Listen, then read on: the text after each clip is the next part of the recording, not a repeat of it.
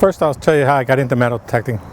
I was watching a lot of British television shows, and I was watching Sherlock, and then I was looking for the next thing, and the next show was a British TV comedy show called The Detectorists. And I watched that, and I said, oh, I'd like to try that. So it was a pretty funny show. But I went to work the next day, and I told my partner at work, I said, about the show, and he said, oh, I have a metal detector. I said, oh, well, why don't you bring it in? So he brought it in, I tried it, and I was just hooked after that. So I started to get into it. I bought my own detector, and I just started looking for places to detect, because the big thing about metal detecting is getting permissions. You can't just go on anybody's property. You have to either be on your property or get permission from the people. And I don't work that far from here, but every day I would drive down Hooten Road, and I knew about Paulsdale. I've lived here for 20 years, so I knew about Paulsdale. So I finally got up enough courage to walk in and ask them for permission to detect it. And the kind woman here was named Chris Myers. She gave me permission, and I started finding things. So that's how I got started in this place. I actually detected this place over the course of about 18 months, and I started slowly finding these things and putting them together. And on this side I found an 1806 large cent penny. They call it a Liberty Head penny. And I also found a Civil War button, believe it or not. I found a ring, a copper ring that's actually stamped 18 karat gold, but it was gold plated at one time. I found a Dr. Scholl's foot insert, one of the originals from 1906.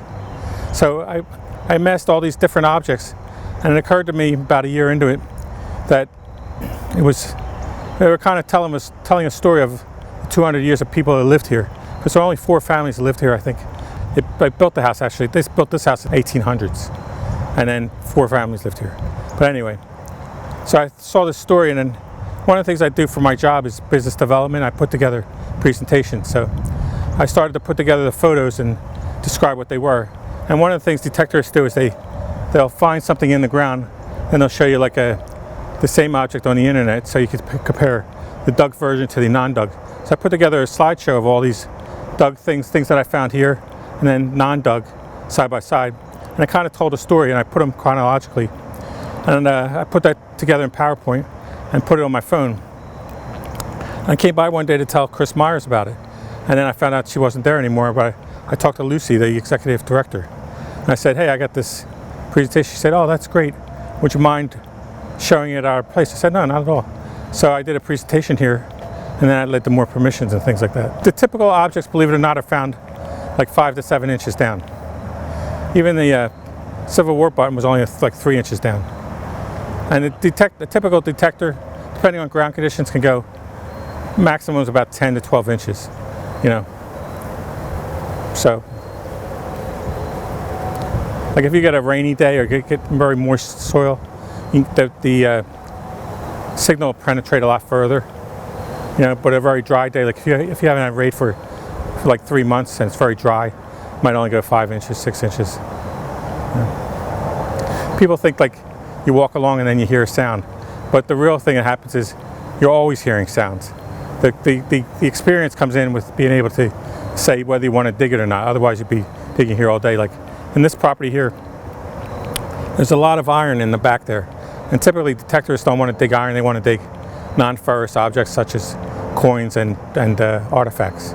So I found a lot of the coins up near the front of the house, and the ring was up in the front field, but most of the iron stuff is back here, because that's where they had the old the horse barns and the other animals. So, but again, my point is, you hear nothing but sounds, and you get to learn your detector. You learn to differentiate the sounds between the detector itself and then your experience of listening to the sounds.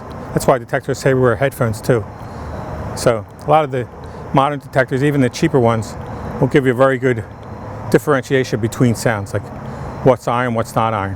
It's not always clear, but they're really good at separating them. I started out looking for public places that I didn't need permission until I worked up the courage to get permission. So I went to a lot of the public parks, like Memorial Park over here. Memorial Park used to be a farm. One of the Haynes owned the farm.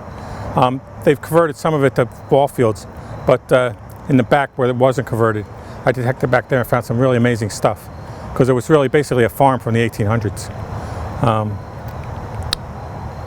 see where else.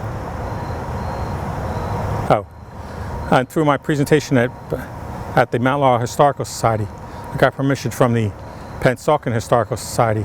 I detected the Burrow Dover House in Pennsauken and the Griffith Morgan House in Pennsauken. Found some neat things there too as well.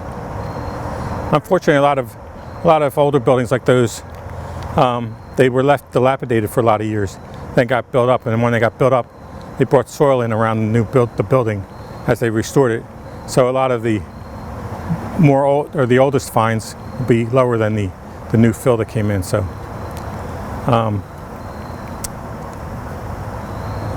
one of the permissions I got from this presentation was the old Monty farm on Warren Highway. It's like a 66-acre farm. And I detected that for about a year. They're now converting it to, I think, like a development. But I found a lot of artifacts, like family artifacts, out of that site as well. But over like in Memorial Park, I found a silver buckle from 1790, and I found a coin, an 1842 half dime they call it. It's one of the smallest coins ever made. So, and about 30 copper buttons from the early 1800s. So, I'm trying to get permission to detect the lithium in Mount Holly. So we'll see how that goes. Just for miscellaneous, right now I have 5 different detectors.